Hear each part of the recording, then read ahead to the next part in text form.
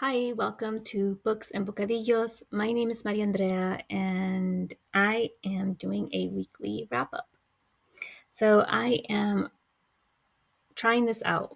It's a new thing I'm trying to do where maybe once a week I just check in, kind of like people do for Friday reads, but Fridays don't work for me.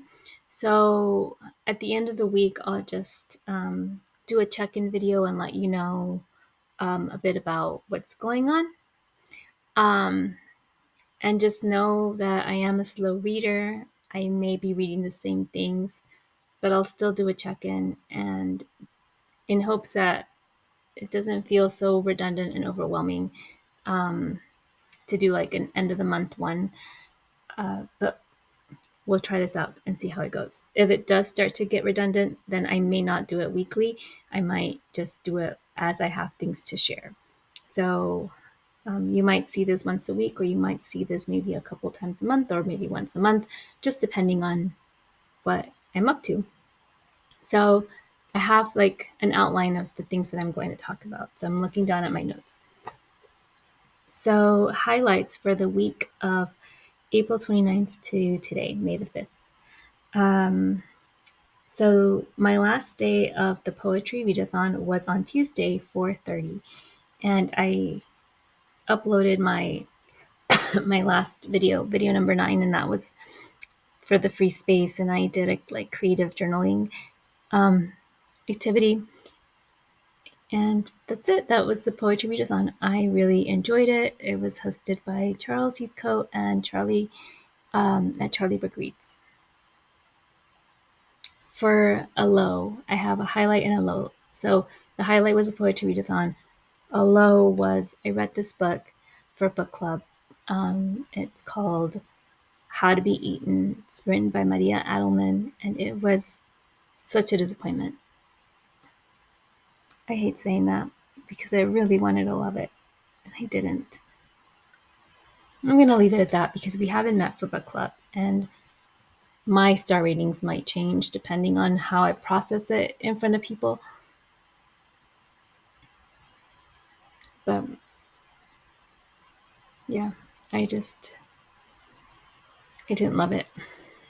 I really wanted to. I really, really wanted to love it. So for community posts, I want to say, I meant to look this up. The last community post I did was I finished Homegoing, which was a buddy read, and I also finished Silent Spring, and that was in my 1,000 books to read before you die list. And both of those books qualified for the Read What You Own challenge. So I added 2 more books to my list of books for the Read What You Own challenge, and I was so happy. Homegoing took me forever to read because it was so emotionally engaging, and I felt like I needed a lot of like breaks for processing the characters and the stories and the themes that were being discussed. Tags. Excuse me. I uploaded the time and place tag, and the time and place tag was created by Carl at Please Read Your Book. I posted it on for Tag Tuesday, I think, for April 30th. So you can check that out if you haven't already. And I was just before coming on to do this video, I was working on another tag, the Booktube journey tag that I needed to do, and it failed. I don't know what happened. It was already uploading and then it just failed, and then I couldn't get the files, and I'm going to have to redo it. But I don't have energy to redo this tonight. I spent so much time on it this afternoon, so that's a bummer. Okay, so what I read or what I'm currently reading. So I'm currently reading, I read Maria Adelmann's How to Be Eaten. That's been done. I'm currently reading Murder in Mamon by Mia P. Manansala. I began this at the end of April. I'm not very far in. I'm like in the first couple of chapters. I was reading a little bit today. But this is a really fun, cozy mystery series. It's Tita Rosie's Kitchen Mystery Series. Mia P. Manansala is an Agatha Award-winning author. It's just a fun, cozy. So that's what I'm up to. I am also reading this chunker of a book, The Women by Kristin Hanna, and it is so good. So good. I have cried. Ugh, this book. It's so good. I'm about halfway. So we'll see. I think that's going to be a 5-star book. I'd be surprised if it wasn't a 5-star book for me. It's that good. I'm also reading Field Notes by Sarah Bessey. I've kind of been kind of popping in and out of that book. It's like a faith, spirituality guide, like a pocket guide, I guess. It kind of reads like one, and you can kind of just start it and put it down. There's like a lot of little morsels of just reflection. So I'm really enjoying it. I pick it up sporadically. So I did read some in that field notes, field guide by Sarah Bessey. I did pick it up sometime this week. And I started Sabrina and Corina. It's a collection of short stories. Starts with a K. Cali Fajardo.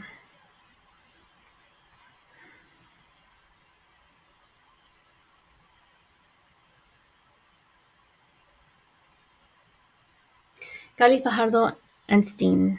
Cali Fajardo-Anstine is the author of Woman of Light and Sabrina and Corina, finalist for the 2019 National Book Award, the PEN Birmingham Prize, the Story Prize, and winner of the American Book Award. She is a 2021 recipient of the Metcalf Award from the American Academy of Arts and Letters.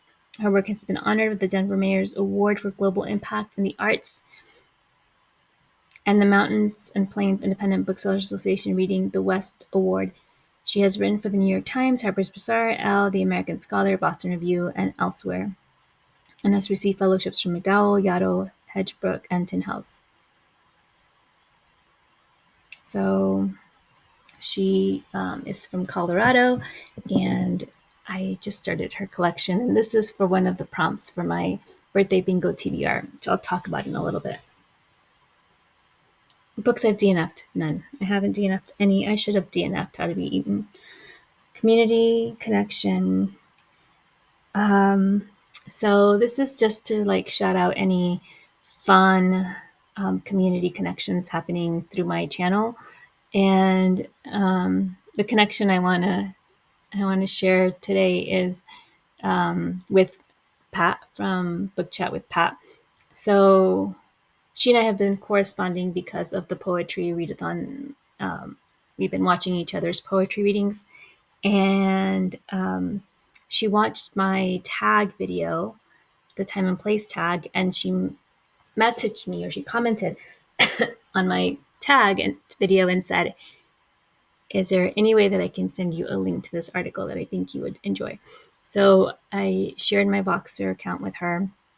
She emailed me an article that one of her students wrote about Beverly Cleary, because I talked about how Beverly Cleary was a beloved author and her books remind me of the past. And so she shared this beautiful article that was written by a student of hers.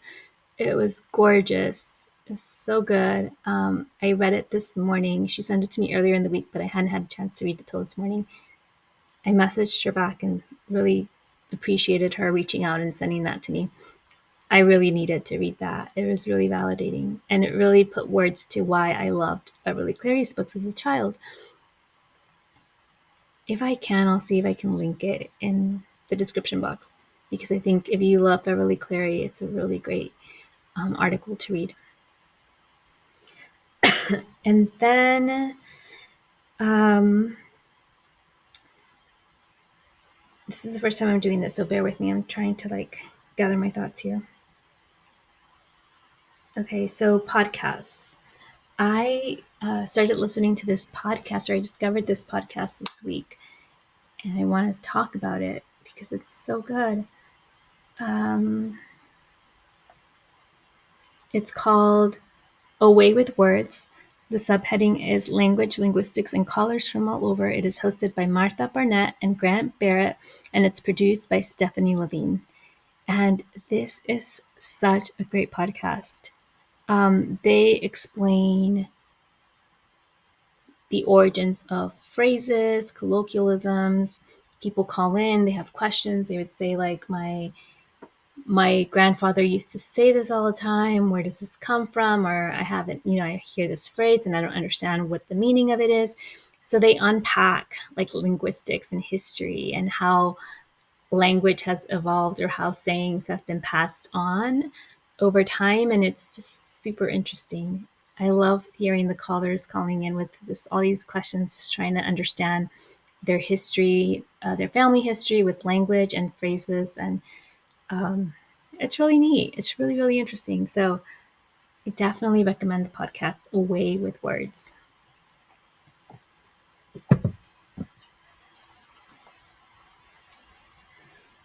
Of course, I have to talk about a cookbook recipe, right? So I baked these delicious chocolate chip cookies. My mouth is watering. And the recipe is from this book, Modern Vegan Baking, by Gretchen Price. This is my favorite vegan baking book. The recipe is super easy. It's chocolate chip cookies on page 115. And one thing that I did differently on the back page of that recipe, it gives you variations to try. So this one is the fluffy soft batch chocolate chip cookie. And basically just reversing the measurements of brown sugar and granulated sugar. So this recipe has more brown sugar than granulated sugar. And I didn't have cake flour, but it says to replace all-purpose flour with cake flour. I just used all-purpose flour sifted, the gluten-free Bob's Red Mill 1-to-1 flour. And then you change the baking soda to baking powder and increase by half a teaspoon. And they were so good. Let me see if I can show you. They're super soft and chewy and yummy. Now I have chocolate chip fingers. Okay, I can't touch anything now because I have chocolate on my fingers. And then things that I'm looking forward to. I'm going to take a pause. I need to wash my hands because I need to grab my phone.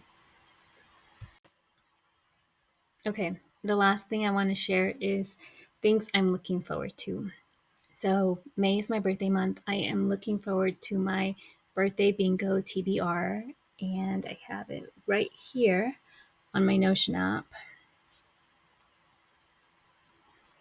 So there are 9 squares or prompts. I feel like I want to sneeze. And it's birthday cake, something that scares me, flowers, 1982, friends, nature, adventure, something new, and romance. So I posted this on my community post. Forgot to mention that. That was the last thing I posted on my community post was my TBR bingo. So you can find it there and you can find the prompts there. So I'm trying to fill them in. I don't have anything for birthday cake just yet. Birthday cake, I said it could be like a cake on the cover or cake in the title or like a food writing or food memoir or even like a cookbook.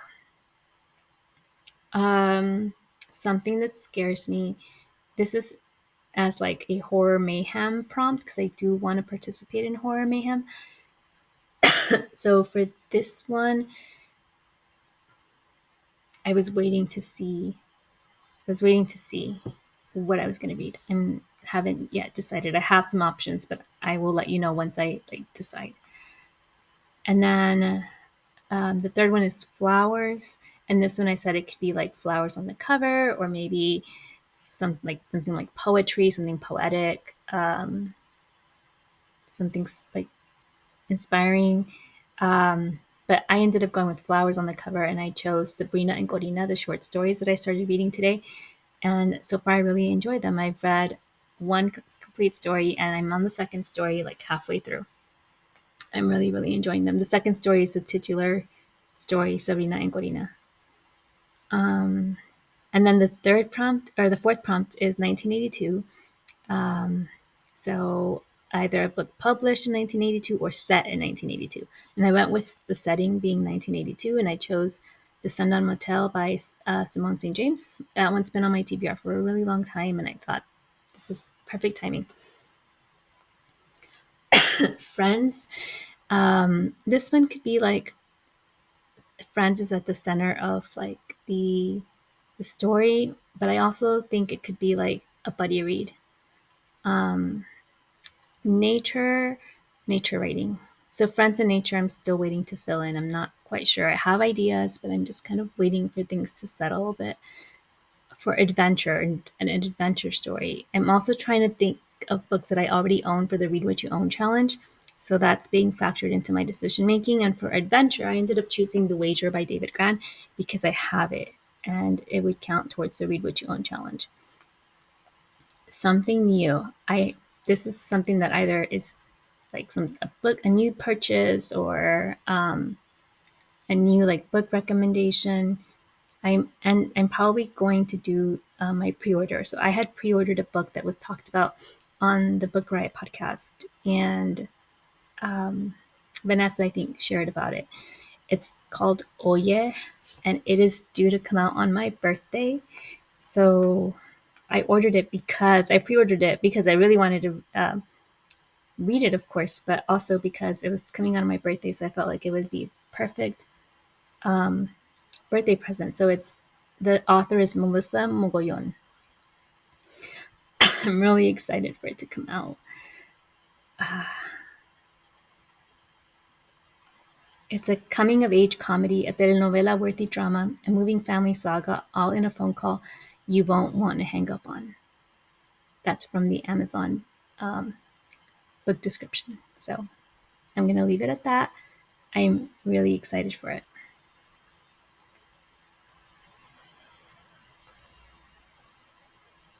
And then romance is the last one. I don't have anything that I've decided on, but I will let you know once I have these all filled in. So that's it. But there's one more thing I'm looking forward to, like an update. So I was chatting, like messaging back and forth with Pat at Book Chat with Pat. I was telling her that I really enjoyed the poetry readathon, and I had like every once in a while I would put out a video or I would share a video that was like a poetry side dish is what I think I was calling it.